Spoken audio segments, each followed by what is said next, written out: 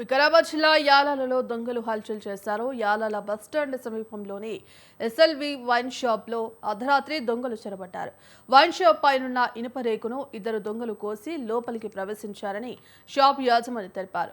Shop లోకి దిగే క్రమంలో ఒక దొంగకు గాయం అయ్యి రక్తం కూలర్ పై పడినట్లు గుర్తించారు.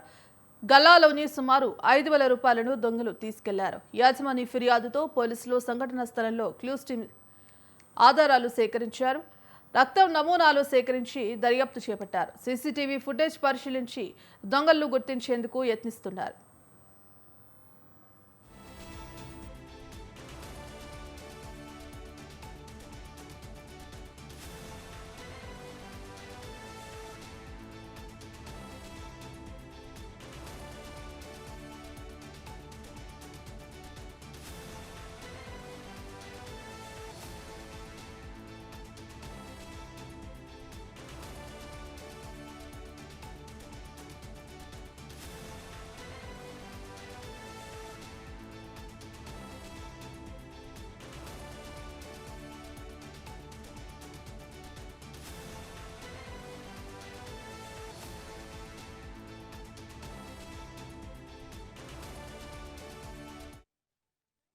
వికారాబాద్ జిల్లా యాలలో దొంగలు హల్చల్ చేశారు. యాలాల బస్టాండ్ సమీపంలోని ఎస్ఎల్వి వైన్ షాప్ లో దొంగలు చొరబడ్డారు.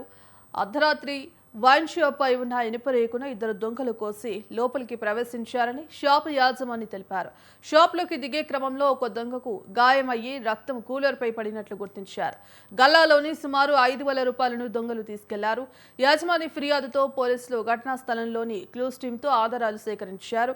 రక్త నమూనాలు సేకరించి దర్యాప్తు చేపట్టారు. సీసీటీవీ ఫుటేజ్ పరిశీలించి దొంగలను గుర్తించేందుకు ప్రయత్నిస్తున్నారు.